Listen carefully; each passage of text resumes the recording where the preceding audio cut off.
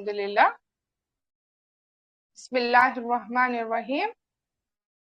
آج ہم سبق نمبر 11 میں پارٹ اے سیکھیں گے، جس میں سورہ اخلاص اور گرامر میں ہم فعل ماضی، ضربہ، سمعہ، علمہ، علمہ، عملہ سیکھیں گے انشاءاللہ۔ اور ہم اس سبق کے دوران 16 نئے الفاظ سیکھیں گے جو قرآن مجید میں 1966 بار ریپیٹ ہوئے ہیں۔ سورۃ الاخلاص اور گرامر میں ہم فعل ماضی سیکھیں گے، ضربہ، سمعہ، علمہ، عملہ۔ اور سبق کے دوران ہم لوگ 16 نئے الفاظ سیکھیں گے جو قرآن مجید میں 1966 بار ریپیٹ ہوئے ہیں۔ اور سبق نمبر 11 کے ختم تک الحمدللہ ہم 131 یعنی کہ 131 الفاظ سیکھ چکے ہوں گے جو قرآن مجید میں 30,797 ٹائمز ریپیٹ ہوئے ہیں۔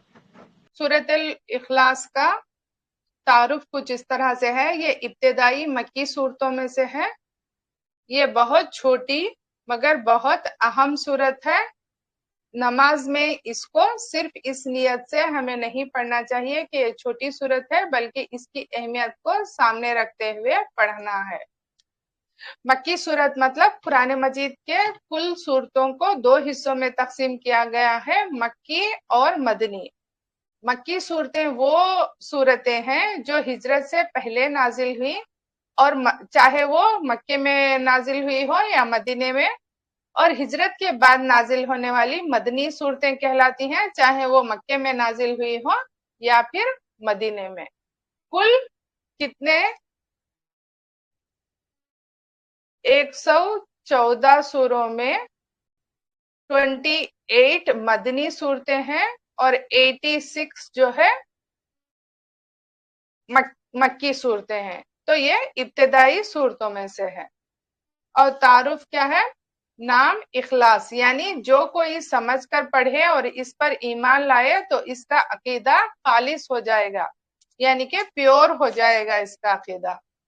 لوگوں کے سوال کے جواب میں کہ آپ صلی اللہ علیہ وسلم کس معبود کی عبادت کی طرف بلاتے ہیں۔ یہ سورہ 1/3 قرآن کے برابر ہے۔ ابو دردہ رضی اللہ عنہ بیان کرتے ہیں کہ نبی کریم صلی اللہ علیہ وسلم نے فرمایا، کیا تم میں سے کوئی ایک رات میں قرآن کا تیسرا حصہ پڑھنے سے عاجز ہے؟ تو صحابہ اکرام نے کہنا شروع کیا کہ قرآن کا تیسرا حصہ کس طرح پڑھا جائے؟ تو نبی کریم صلی اللہ علیہ وسلم نے فرمایا، قل هو اللہ احد قرآن کے تیسرے حصے کے برابر ہے۔ یہ صحیح مسلم کی حدیث ہے۔ اس صورت کو آخری 2 صورتوں کے ساتھ ہر نماز کے بعد 1 بار اور مغرب اور فجر کے بعد 3 بار پڑھنا رسول اللہ صلی اللہ علیہ وسلم کی سنت ہے۔ ہم کو کس کی عبادت کرنی چاہیے یا معبود کون ہو سکتا ہے، اس کا بہترین جواب ہے اس سورہ میں۔ سورہ اخلاص، بسم اللہ الرحمن الرحیم۔ قل هو اللہ احد، قل کہہ دیجئے، یہ اللہ سبحانہ و تعالیٰ کی طرف سے آرڈر فارم ہے۔ قل، قالا مطلب اس نے کہا، قل مطلب کہہ دیجئے، یہ آرڈر فارم ہوتا ہے۔ قالا اس نے کہا، قالو ان سب نے کہا۔ قالا سنگولر 3rd پرسن، قالو 3rd پرسن پلورل، یعنی کہ جمع غائب کا صیغہ ہے۔ ہوا وہ، اللہ اللہ، احدن کیا ہے؟ ایک، اکیلا، ایک کے معنی میں یہ لفظ صرف اللہ کے لیے استعمال ہوتا ہے۔ اگر کسی اور کے لیے ہو تو واحد کہیں گے، لیکن احدن کیا ہے؟ صرف اور صرف اللہ سبحانہ و تعالیٰ کے لیے استعمال ہونے والا لفظ ہے۔ قل هو اللہ احد، قل کہہ دیجئے، هو اللہ وہ اللہ، احدن ایک ہے، ذات میں ایک، اللہ ایک ہے، اکیلا ہے، اس کو ماں، باپ، بھائی، بہن، بیٹا، بیٹی کوئی نہیں۔ صفات میں ایک، اللہ اپنی صفات میں ایک ہے، یعنی اس کی صفات والا کوئی نہیں۔ مثلا کوئی غیب کو نہیں جانتا، کوئی اس کے جیسا سن نہیں سکتا، دیکھ نہیں سکتا، مدد نہیں کر سکتا۔ تو اللہ سبحانہ و تعالی صفات میں بھی صرف اور صرف ایک ہے۔ حقوق میں ایک، پوجا، پرستش، عبادت صرف اللہ ہی کا حق ہے۔ رکوع، سجدہ، دعا وغیرہ صرف اللہ ہی کو کرنا چاہیے۔ اختیارات میں ایک، اللہ کے اختیارات میں بھی کوئی شریک نہیں، یعنی جب اس نے کہا کہ شراب حرام ہے تو کوئی اس کو حلال نہیں کر سکتا۔ کسی چیز کے حلال اور حرام کا قانون بنانے میں اور موت و حیات کے فیصلہ وغیرہ میں کوئی شریک نہیں ہے۔ جائزہ لیجئے کہ اللہ ہی صرف بندگی کا مستحق ہے، لیکن کتنی بار ہم نے نفس کی بندگی کی ہے اور کتنی بار ہم نے شیطان کی اطاعت کی ہے۔ اللہ سے دعا کیجئے کہ اللہ ہمیں صرف اسی کی عبادت کی توفیق دے۔ آمین ثم آمین یا رب العالمین۔ نفس کی بندگی اور شیطان کی اطاعت سے نکلنے کے لیے منصوبہ بنائیے، اور اسی طرح صرف اللہ کی بندگی کرنے کے لیے اور توحید پر جمع رہنے کے لیے پلان بنائیے، اور توفیق کی دعا کرتے رہیے انشاءاللہ۔ کل یعنی تبلیغ کیجئے، اور ہمیں بھی تبلیغ کرنا ہے، حکمت سے، بہترین انداز سے کرنا ہے، جیسا کہ آپ رسول اللہ صلی اللہ علیہ وسلم نے کیا ہے۔ قل هو اللہ احد، قل کہہ دیجئے، هو اللہ وہ اللہ، احد ایک ہے۔ قل هو اللہ احد کہہ دیجئے وہ اللہ ایک ہے۔ اللہ الصمد، اللہ الصمد بے نیاز، بے نیاز، سب اس کے محتاج ہیں اور وہ کسی کا محتاج نہیں۔ الصمد مطلب بے نیاز، اور بے نیاز کا مطلب کیا ہے؟ ہم سب اللہ سبحانہ و تعالیٰ کے محتاج ہیں، اور اللہ سبحانہ و تعالیٰ کو کسی کی ضرورت اور محتاج نہیں ہے۔ اللہ الصمد، سب اس کے محتاج ہیں، وہ کسی کا محتاج نہیں۔ اس پکچر کو ہمیں ہمیشہ یاد رکھنا۔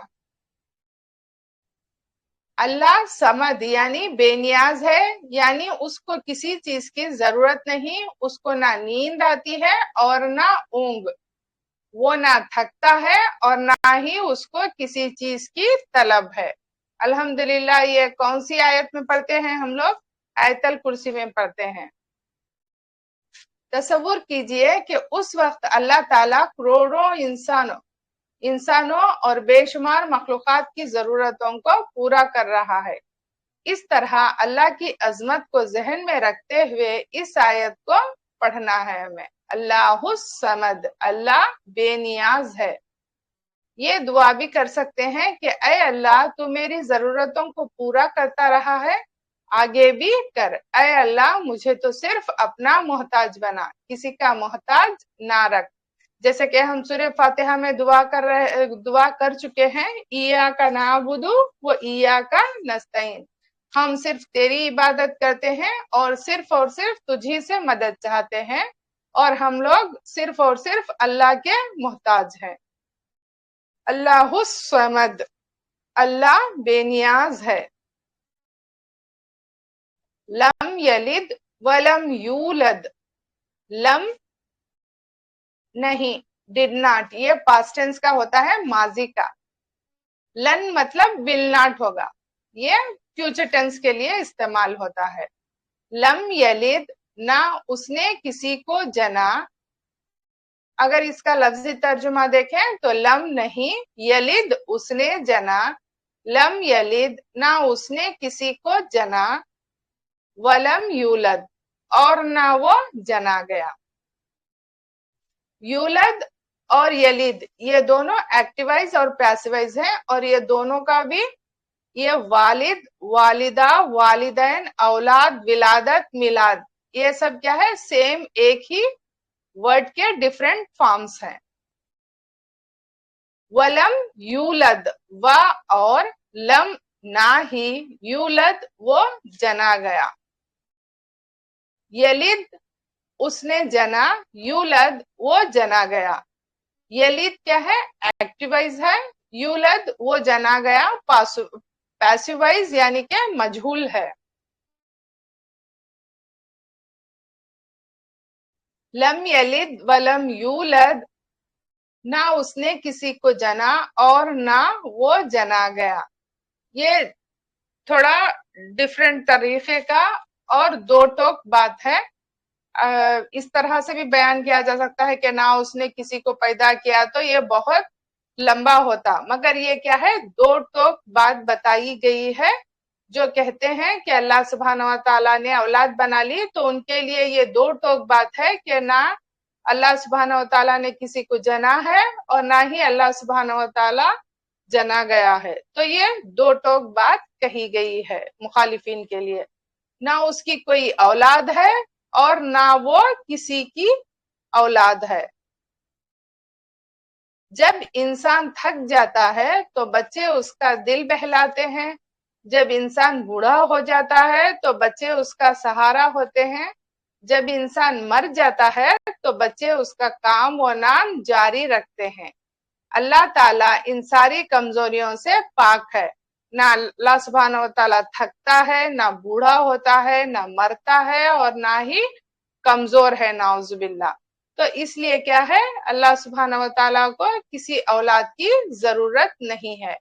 وہ تھکتا نہیں، وہ بور نہیں ہوتا، اور نہ بوڑھا ہوتا ہے، وہ ہمیشہ سے ہے، اس لیے اس کو کوئی باپ ہے اور نہ ماں، اور ہمیشہ رہے گا، اس لیے اس کو اولاد کی ضرورت نہیں ہے۔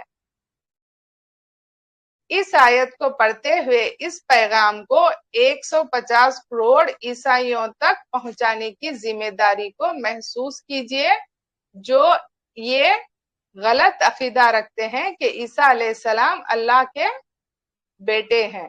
تو ہمیں کیا ہے؟ اس بات کو زیادہ سے زیادہ بیان کرنی چاہیے، ایسا نہیں کہ مخالفت کے طور پر، بلکہ حکمت کے ساتھ اور عاجزی کے ساتھ پہنچانا ہے۔ لم یلد ولم یولد، نہ اس نے کسی کو جنا اور نہ وہ جنا گیا۔ ولم یکن لہ کفوا احد، ولم اور نہیں، یکن ہے، ولم یکن اور نہیں ہے، لہو اس کا یا اس کے لیے، لہو اس کا، کفون، کفون کیا ہے؟ ہمسر یعنی کہ برابری کا۔ جیسا کہتے ہیں کہ رشتہ طے کرتے وقت کفو کا خیال رکھنا، یعنی کہ لڑکے کا خاندان اور لڑکی کے خاندان میں برابری ہو تو ایک دوسرے کے ساتھ کیا ہے؟ نباہ کرنے میں آسانی ہوگی۔ احدن مطلب کوئی، وہاں پر احد کا مطلب ایک، یہاں پر احد کا مطلب کوئی۔ قل هو اللہ احد، آیت نمبر 1 میں کیا ہے؟ اس کا مطلب ہوگا ایک، صرف اللہ کے لیے۔ ولم یکن لہ کفوا احد، اس میں احد کا مطلب کوئی ہوگا، یعنی کہ کوئی بھی نہیں ہے اللہ سبحانہ و تعالیٰ کے برابر کا۔ وَلَمْ يَكُنْ لَهُ كُفُوًا أَحَدٌ، اور نہیں ہے اس کا ہمسر کوئی۔ دل میں اس کی عظمت ایسے چھائے کہ کوئی بھی دور دور تک نظر ہی نہ آئے، نہ ذات میں، نہ صفات میں، نہ حقوق میں، اور نہ اختیارات میں۔ کیا میرے ذہن میں کوئی اور بھی ہے جس سے میں ڈرتا ہوں؟ یعنی کہ ہمیں خود کا محاسبہ کرنا ہے، کسی اور سے امید ہے سوائے اللہ کے، ہمیں دوسروں سے امید نہیں کرنی چاہیے۔ کسی اور کو طاقتور سمجھتے ہیں ہم لوگ، اس کا بھی ہمیں محاسبہ کرنا چاہیے۔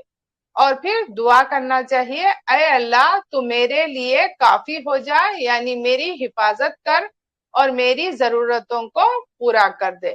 آمین ثم آمین یا رب العالمین۔ وَلَمْ يَكُنْ لَهُ كُفُوًا أَحَدٌ، اور نہیں ہے اس کا ہمسر کوئی۔ اور ہمیں یہ سورہ محبت سے بار بار پڑھنا ہے۔ اور ایک صحابی کا یہاں پر ذکر ہے، ایک صحابی نماز کی ہر رکعت میں سورہ اخلاص پڑھتے، پھر کوئی اور سورت۔ رسول اللہ صلی اللہ علیہ وسلم نے ان سے سوال کیا کہ وہ ایسا کیوں کرتے ہیں؟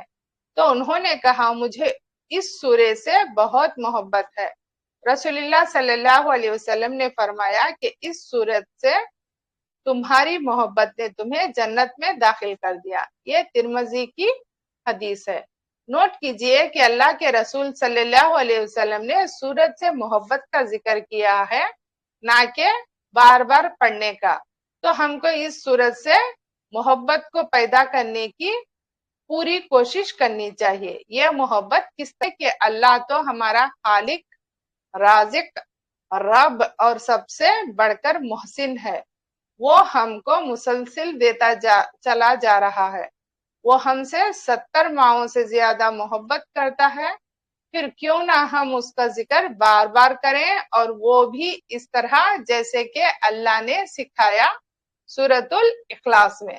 تو ہمیں بار بار سورۃ الاخلاص پڑھنے سے ہمیں اللہ سبحانہ وتعالیٰ سے محبت پیدا ہوگی، نہ کہ صرف ایسے ہی بلکہ سمجھ کر پڑھنا ہے۔ وَلَمْ يَكُنْ لَهُ كُفُوًا أَحَدٌ، اس کے جیسا معاف کرنے والا کوئی نہیں، اس کے جیسا دینے والا کوئی نہیں، اس کے جیسا ضرورت کا محبت سے خیال رکھنے والا کوئی نہیں۔ اللہ کے 99 نام ہے، ہر صفت میں اس کے جیسا کوئی نہیں، نہ تھا، نہ ہے اور نہ ہی ہوگا۔ شرک کی اور دوسرے گمراہیوں کی گندگی اور گمراہی پر غور کیجیے اور اللہ کا شکر ادا کیجیے کہ اس نے صاف، پاک اور سچی بات ہم تک پہنچا دی کہ اس کائنات کا مالک کون ہے، کیسا ہے، اور وہ ہم سے کیا چاہتا ہے۔ اگر خدا نہ خواستہ مجھے یہ پیغام نہ ملتا تو میں خیالات کی گندگی اور گمراہی کے ڈھیر میں لڑتا رہتا یا پریشان رہتا۔ اس لیے کوشش کیجیے کہ توحید کی اس سورت کو پڑھتے وقت دل شوق، محبت، عظمت سے بھرا رہے۔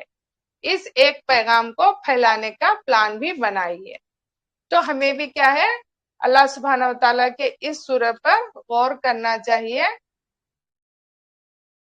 اور بار بار پڑھنے سے، سمجھ کر پڑھنے سے ہمیں کیا ہے، اس سورت سے محبت ہوگی انشاءاللہ۔